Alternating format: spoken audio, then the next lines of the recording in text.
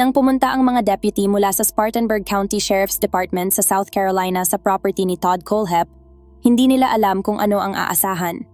Naghahanap sila ng nawawalang magkasintahan na ilang buwan nang hindi nakikita ng kanilang mga pamilya. Matapos ang ilang buwan ng kakaunting lead, nagkaroon ng breakthrough ang mga investigador nang makumpirma ng mga cellphone records na ang huling kilalang lokasyon ng magkasintahan ay ang rural na 95-acre na ari-arian ni Todd Kohlhepp. Sa ebidensyang ito, nakakuha ang mga pulis ng search warrant upang tingnan kung ang nawawalang magkasintahan ay nasa ari-arian nga. Hey everyone!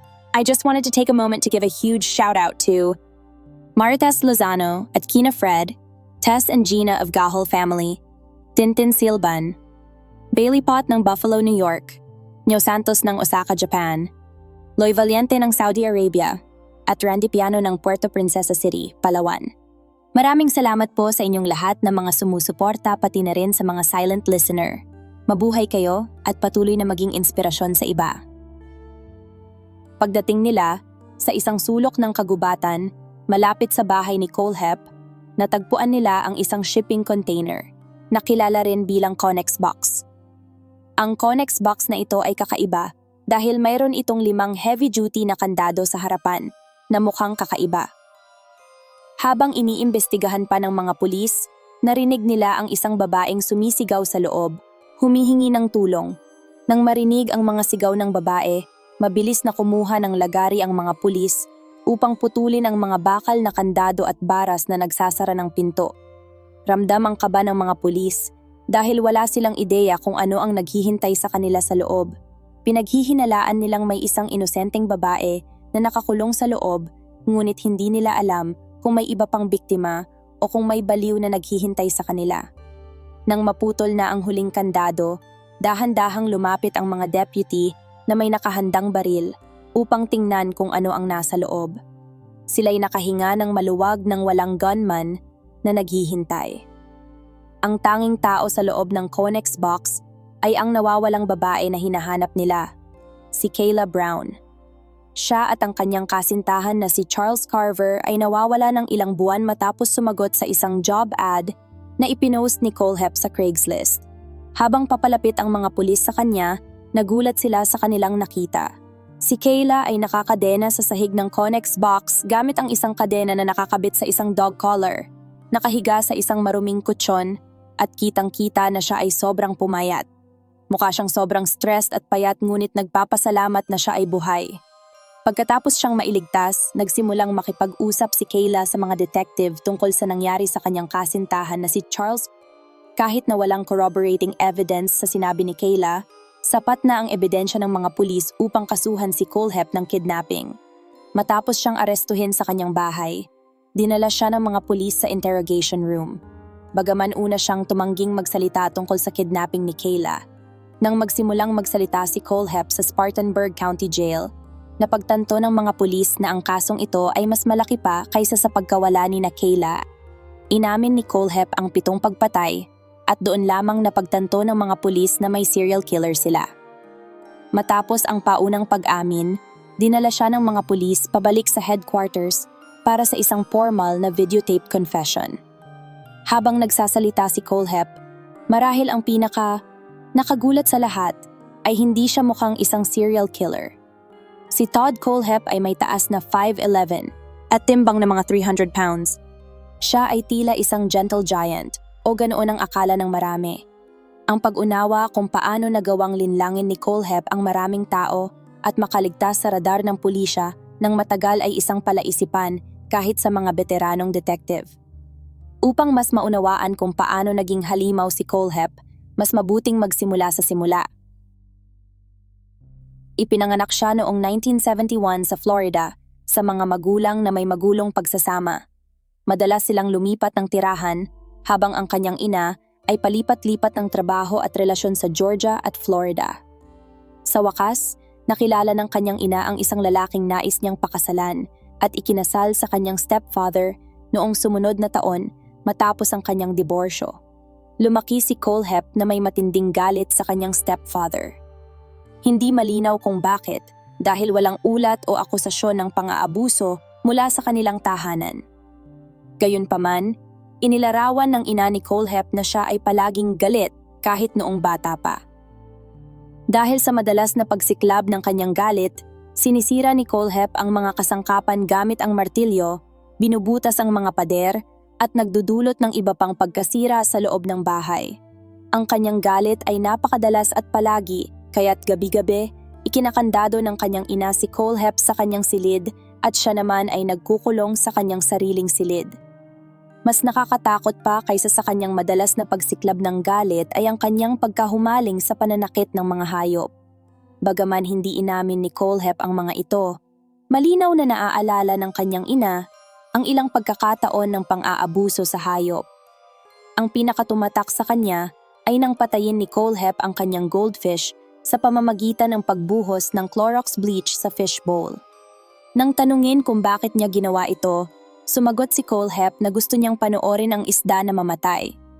Ang mga isyu sa galit ni Kohlhepp ay umabot din sa labas ng kanilang tahanan. Dahil sa kanyang mabilis na pag-init ng ulo, iniiwasan siya ng kanyang mga kaklase.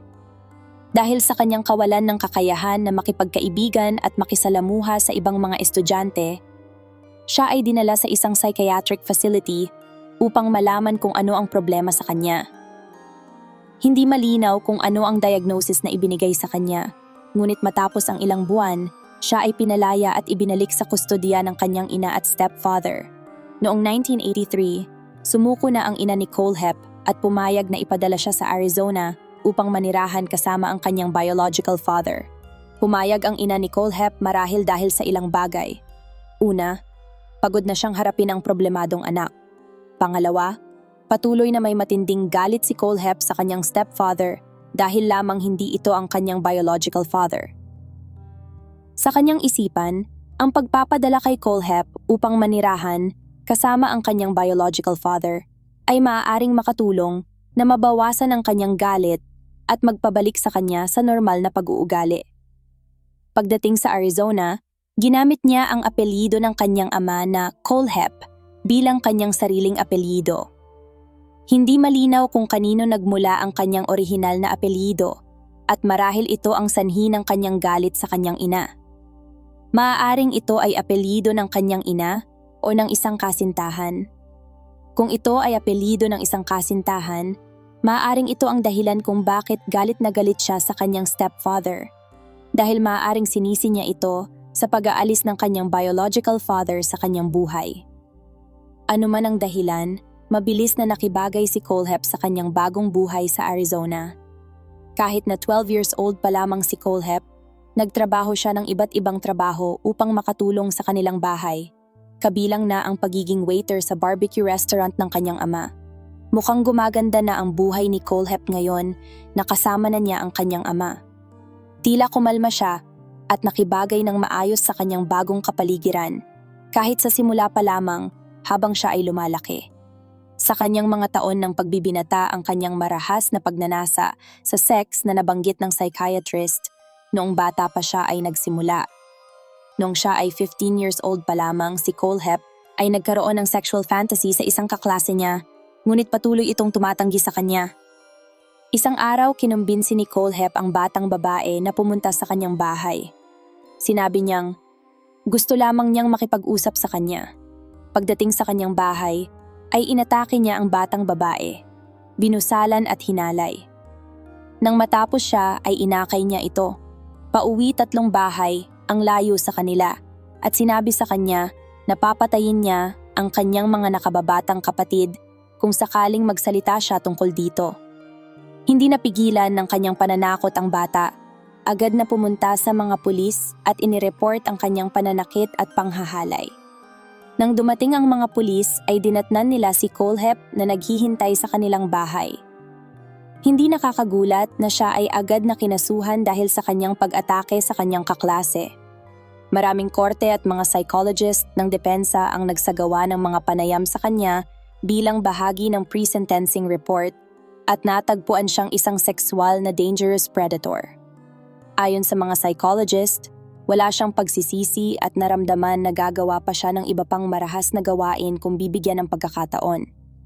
Dahil sa mga natuklasang ito, tinanggap ng hukom ang kanyang pag-amin ng kasalanan, ngunit hinatulan siya ng pinakamabigat na parusa na sa panahong iyon, 15 years sa state prison na walang parol. Nang siya ay nagsilbi ng oras sa bilangguan, nagkaroon siya ng magulong unang ilang taon na may ilang maliliit na paglabag sa mga patakaran at pakikipag-away. Ngunit sa kabila nito, siya ay naging isang huwarang bilanggo. Nagkaroon siya ng magandang trabaho sa bilangguan bilang isang graphic designer bilang bahagi ng prison work program.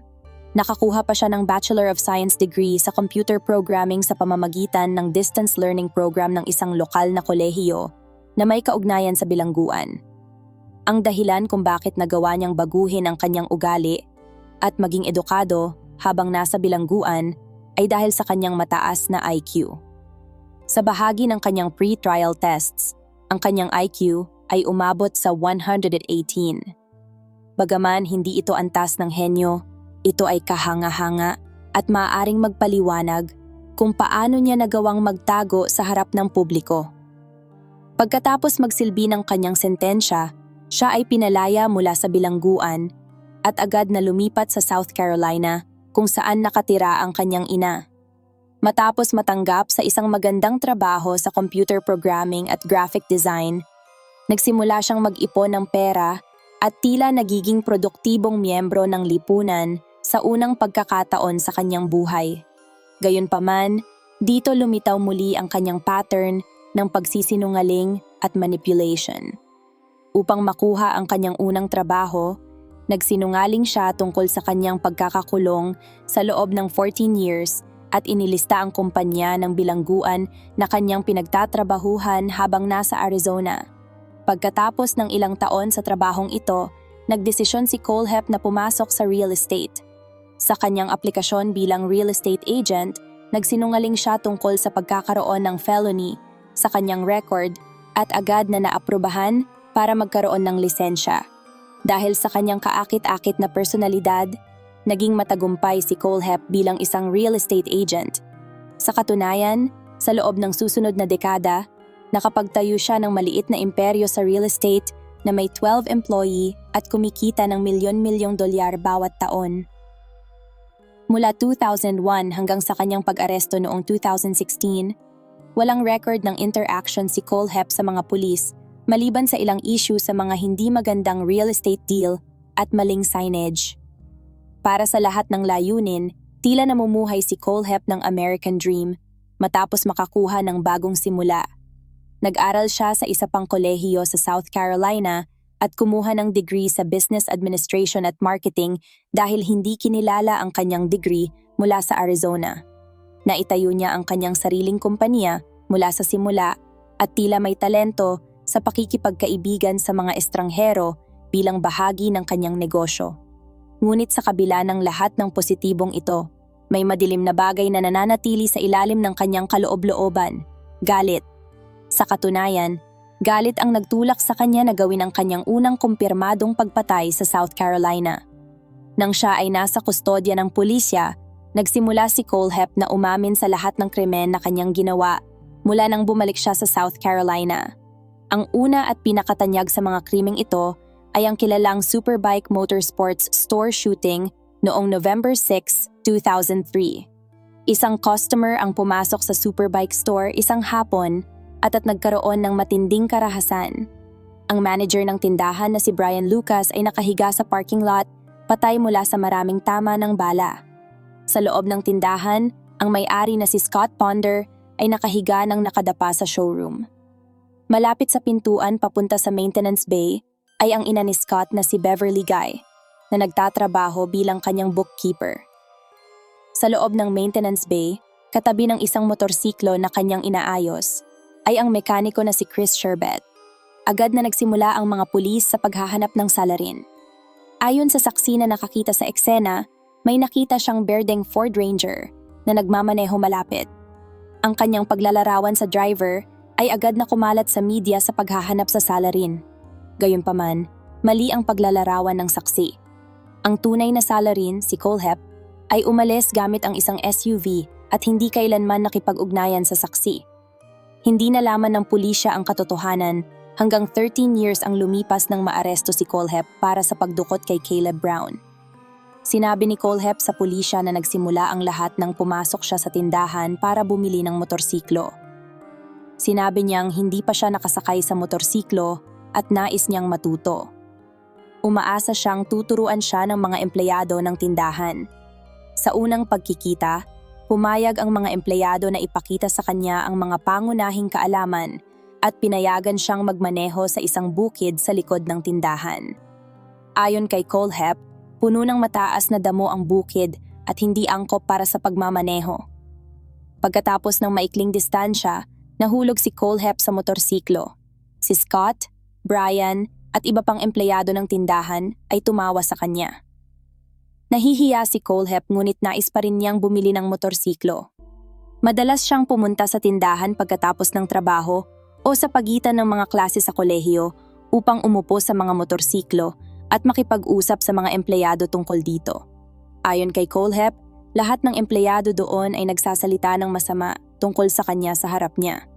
Bagaman naiinis siya, hindi niya maintindihan kung bakit patuloy siyang bumabalik sa tindahan. Sa kabila nito, nagdesisyon si Colehep na bumili ng motorsiklo mula kay Scott. Napakaganda ng motorsiklo na may malakas na makina. Ngunit nagkaroon siya ng buyer's remorse dahil masyadong malakas ang motorsiklo para sa kanya upang ligtas o komportableng sakyan. Sinabi ni Colehep na bumalik siya sa tindahan upang isauli ang motorsiklo at humingi ng refund. Ayon sa kanya, tumawa sina Scott at Brian sa kanya at sinabing tatanggapin nila ang motorsiklo ngunit hindi ibabalik ang kanyang pera. Lalong lumala ang sitwasyon ni Colehep nang sinabi niyang may nagnakaw ng kanyang motorsiklo mula sa labas ng kanyang bahay. Sinabi niyang nag-file siya ng police report, nagbayad ng $1,000 deductible sa pagkawala at bumalik sa Superbike store. Ayon kay Colehep, tinanong niya sina Scott at Brian kung may magagawa sila para tulungan siya sa kanyang sitwasyon. Sinubukan niyang makakuha ng partial refund o malaking diskwento sa isa pang motorsiklo, ngunit muli siyang pinagtawanan ng dalawa. Sinabi pa raw ni Scott, "Huwag mong alalahanin ang motorsiklo dahil malamang nasa Florida na ito." Ang komentong ito ay nagpagalit kay Colehep at itinulak siya sa kanyang breaking point. Hindi lang siya pinagtawanan ng mga empleyado sa loob ng ilang buwan, ngunit tinanggihan din siyang ibalik ang motorsiklo at ngayon ay tila sinasabi pa nilang siya ang nagnakaw nito. Sa version ni Colehep ng mga pangyayari, sapat na ang lahat at oras na para siya ang gumawa ng aksyon upang maghiganti. Sa araw na nagdesisyon si Colehep na gawin ang mga pagpatay, pumunta siya sa tindahan sa oras na karamihan ng mga customer ay nasa trabaho. Ayon kay Colehep, gusto niyang maiwasan ang collateral damage sa sinumang hindi empleyado ng tindahan. Pagkatapos gawin ang kanyang karaniwang routine ng pag-upo sa mga motorsiklo at pakikipag-usap, umalis na ang huling customer. Ngayon, si Colehep at ang 4 na empleyado na lang ang nasa loob ng tindahan. Pagkatapos maglakad sa paligid ng motorsiklo papunta sa open maintenance bay, nakita ni Colehep si Chris na nagtatrabaho sa isang motorsiklo.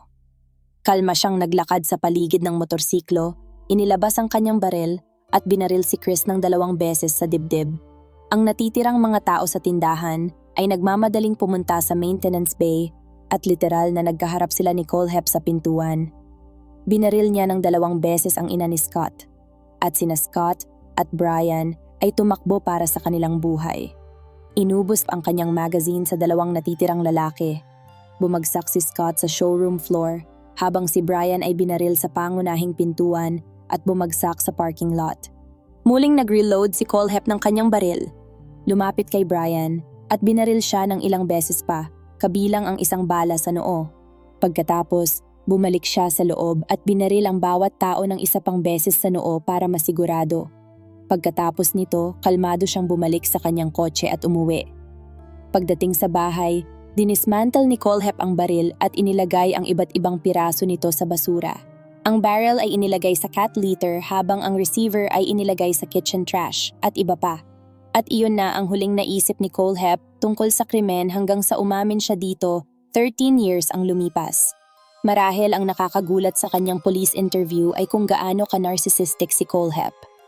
Sa paglalarawan ng mga pangyayari bago ang Superbike shooting, Nagbigay siya ng hindi kinakailangang detalye tungkol sa baril na ginamit niya, habang sapat na sana ang simpleng pagsabi na ginamit niya ang isang Beretta 92 FS pistol. Patuloy na nagbigay si Kohlhepp ng mga detalye tungkol sa mga hindi kaugnay na bagay tungkol sa baril, tulad ng kawalan ng extended aftermarket magazines noong panahong iyon, o na ang ilang baril ay may mga device para mapabilis ang pagbaril. Ang mga detalyeng ito ay hindi kinakailangan at kinailangan ng interviewer na patuloy na ibalik si Kohlhepp sa paksa. Ang dahilan kung bakit isinisingit ni Kohlhepp ang mga hindi kaugnay na bagay ay upang ipakita kung gaano siya katalino at upang ipaalam sa mga pulis ang lahat ng kanyang nagawa dahil sa kanyang pananaw, perpekto ang kanyang mga krimen at walang makakahuli sa kanya. Mas nakakabahala pa kaysa sa kanyang baluktot na pananaw sa realidad ay ang mga salitang ginamit niya upang ilarawan ang pag-atake mismo. Pagkatapos sabihin sa mga pulis kung paano niya binaril si Chris, sinabi niyang magiging proud ang pulis. Nilisan niya ang gusali ng wala pang 30 segundo. Mahirap paniwalaan na magiging proud ang mga pulisya sa isang mamamatay tao, ngunit ang pakiramdam ng accomplishment at ang pagsubok na makarelate sa tactical training ng mga pulis ay nagpapakita na kahit sa sandaling iyon, sinusubukan niyang makuha ang simpatsya ng mga pulis. Sa paglalarawan kung paano niya binaril ang bawat biktima, tinawag niyang hindi ang kanyang pinakamahusay na trabaho ang pamamaril. Ang paggamit niya ng terminong ito ay nagpapakita kung paano niya nakikita ang sarili bilang isang eksperto at tactical marksman na dapat kainggitan ng pulisya. Paulit-ulit niyang binanggit sa pulisya kung gaano kagaling ang kanyang pag-reload ng baril mula sa pagbaril kay Scott hanggang kay Brian. Bagaman ang mga narcissistic at nakakasuklam na komento na ito ay tiyak na hindi katanggap-tanggap, mahalaga ang mga ito upang maunawaan ang pag-iisip ni Kohlhepp. Nakikita niya ang sarili bilang isang napakatalino at madaling lapitan na tao na may malawak na kaalaman sa mga baril at karanasan. Gusto niyang malaman ng lahat kung gaano siya kagaling at mas matalino siya kaysa sa lahat. Ang problema lang ay si Kohlhepp lang ang nakakakita sa kanyang sarili ng ganito. Para sa lahat, isa siyang halimaw na pinalad lang dahil sa kanyang mga krimen. Nakatulong din na ang kanyang mga krimen ay naganap sa isang malayong lugar na pag-aari niya, malayo sa mga mata ng publiko. Malapit sa North Carolina state line, bumili si Kohlhepp ng 95-acre na lupain na binubuo ng virgin forests. Ang lugar na ito ay dapat na maging kanyang getaway mula sa mundo, ngunit naging libingan ito para sa 3 tao at bilangguan para sa isa pa. Habang inaayos ni Kohlhepp ang kanyang ari-arian, kasama ang pagpapakabit ng $80,000 na bakod sa paligid nito, naglagay din siya ng ilang Connex boxes sa lugar.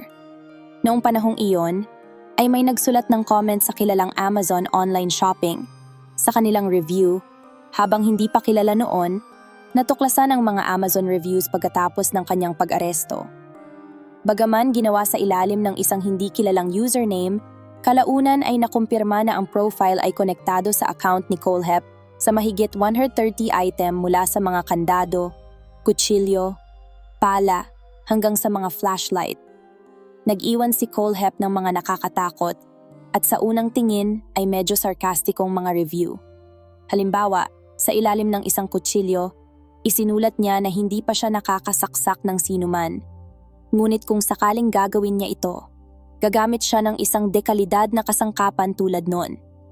Para sa isang set ng mga kandado na natagpuan ng mga pulisya sa Connex box na nagtatago kay Kayla, sinabi niya na ang mga kandadong ito ay mahusay para sa pag-lock ng mga tao. Para sa isang maliit na portable na pala, sinabi ni Kohlhepp na ito ay isang mahusay na kasangkapan para sa paglilibing ng mga katawan. Sa panahong iyon, marahil ay walang nag-isip ng malalim tungkol sa mga review na ito. Ang mga taong nagbasa nito ay maaaring inisip lamang ito bilang isang masamang biro. Ngunit pagkatapos matuklasan ng pulisya ang kabuuan ng kanyang mga krimen, mabilis na naging malinaw na hindi nagbibiro si Kohlhepp. Sa katunayan, ang mga komentong ito na ginawa noong 2014 ay malapit nang masubukan para sa kanyang susunod na mga krimen noong 2015. Hindi malinaw kung bakit hinintay ni Kohlhepp na kumilos sa kanyang mga sexual na pagnanasa at pantasya halos 30 years pagkatapos ng kanyang unang panghahalay at mahigit isang dekada pagkatapos ng mga pagpatay. Marahil ay nais ni Kohlhepp na mag-ipon ng pera upang planuhin ang perpektong pag-atake at pagpatay. Pagkatapos ng lahat, nahuli siya pagkatapos ng kanyang unang pagtatangka at marahil sa pagkakataong ito ay nais niyang tiyakin na hindi siya mahuhuli. Ang pagtatrabaho ng maraming taon upang mag-ipon ng pera para sa isang ari-arian para sa pagpatay ay hindi malayo sa posibilidad. Isinasaalang-alang ang kanyang katalinuhan at kakayahang magplano ng mga krimen ng maaga tulad ng Superbike murders. Sa panahon ng kanyang pagpaplano, pagkatapos mag-set up ng kanyang property, kinailangan ni Kohlhepp na pumili ng biktima. Kilala siya sa bayan bilang nakakatakot at kakaunti ang mga babaeng na involved sa kanya. Sa katunayan, sa kanyang paboritong Waffle House restaurant sa bayan, natakot niya ang mga babaeng staff, kaya tuwing pumapasok siya upang kumain, isang lalaking cook ang kukuha ng kanyang order. Dito niya nakilala ang kanyang susunod na biktima, si Megan Lee McCraw-Coxey. Si Megan ay nagtatrabaho bilang waitress sa Waffle House na iyon at tulad ng lahat ng iba pang mga babae doon, hindi nagtagumpay si Kohlhepp na makuha ang kanyang loob. Ngunit nagbago ang lahat nang makita niya si Megan na naglalakad sa gilid ng kalsada isang araw. Sinabi niya na pagkatapos niyang lapitan si Megan, naawa siya sa kanya at nais niyang tulungan ito. Si Megan ay may mga problema sa paggamit ng droga at mental health at nawawalan na ng kustodya sa kanyang mga anak. Dahil dito, kahit na hindi sana siya kakausapin ni Megan, ang pangako ni Kohlhepp na trabaho sa pag-aalaga ng property, isang lugar na matutuluyan, at kaunting pera ay napakahirap tanggihan. Matapos pag-isipan ito kasama ang kanyang asawang si Johnny, pareho silang sumang-ayon na tatanggapin nila ang alok ni Kohlhepp at masaya siyang pumayag. Matapos sunduin ang mag-asawa sa isang lokal na gasolinahan isang linggo bago ang Pasko ng 2015, sinabi ni Kohlhepp na dinala niya sila sa kanyang property kung saan agad na nagkaproblema. Ayon kay Kohlhepp, naglabas ng kutsilyo si Johnny at tinangkang pagnakawan siya. Tumugon si Kohlhepp sa pamamagitan ng paglabas sa kotse at binaril si Johnny sa dibdib. Pagkatapos ay pumunta siya sa passenger side at binaril ulit si Johnny. Sinabi ni Kohlhepp na nang maglabas ng kutsilyo si Johnny, hindi man lang nag-react si Megan, na parang alam niyang balak nilang pagnakawan si Kohlhepp. Dahil dito, hinila ni Kohlhepp si Megan palabas ng kotse at tinutukan ng baril habang iniisip ang kanyang susunod na hakbang. Matapos pakalmahin si Megan, nilagyan niya ito ng posas at dinala sa Connex box na malapit. Sinabi ni Kohlhepp na ang Connex box na ito ay orihinal na planong imbakan ng kanyang maraming bala ng baril. Gayunpaman, ang kanyang mga Amazon review post mula sa nakaraang taon ay nagdududa sa mga pahayag na ito. Matapos pakalmahin si Megan, nang sapat upang maging malinaw ang isip, inilibing niya ang katawan ni Johnny. Inilagay niya ito sa bucket ng kanyang traktora, humukay ng butas at walang seremonyang itinapon ito sa loob. Sinabi niya na inabot siya ng buong araw para gawin ito. Pagkatapos nito, sinabi niyang wala pa rin siyang ideya kung ano ang gagawin kay Megan. Nahaharap siya sa isang dilema. Sa isang banda, sinabi niyang ayaw niyang pumunta si Megan sa mga pulis, na marahil ay totoo. Sa kabilang banda, gusto niyang mawala si Megan sa kanyang property, na marahil ay totoo rin. Ngunit ayon kay Kohlhepp, ang kanyang plano upang maialis si Megan sa property ay ipagmamaneho siya papuntang Tennessee, ibababa siya doon, bibigyan ng $4,000 upang makapagsimula ng bagong buhay. Sinabi ni Kohlhepp na masaya si Megan sa napagkasunduan nilang plano. Gayunpaman, hindi agad ito ginawa ni Kohlhepp dahil kailangan niyang maghintay ng magandang panahon para sa mahabang biyahe at magpaalam sa trabaho. Habang naghihintay, ikinulong niya si Megan sa Connex box. Pinapakain niya ito isang beses sa isang araw at sa tuwing papasok siya sa kahon, may sinusunog si Megan tulad ng kanyang kutsyon, unan, bentilador o iba pang bagay. Nagalit si Colehep dahil sa mga sunog sa loob ng Connex box dahil sa dami ng bala na nakaimbak doon. Ayaw niyang sumabog ang lahat ng ito at ayaw din niyang makakuha ng atensyon mula sa mga pulis at bumbero. Pagkalipas ng halos isang linggo ng patuloy na pagsisimula ng sunog mula sa mga sigarilyo at lighter na ibinigay ni Colehep, araw ng Pasko noong 2015, tuluyan nang nagalit si Colehep. Sinabi niyang nang pumunta siya upang pakainin si Megan, hindi lamang niya muling sinindihan ang Connex box, kundi sinira rin niya ang lahat ng mga rack ng bala sa loob. Sa sobrang galit, inilabas niya si Megan mula sa kahon at binaril ito sa likod ng ulo. Pagkatapos, inilibing niya ang katawan ni Megan sa tabi ng kanyang asawa.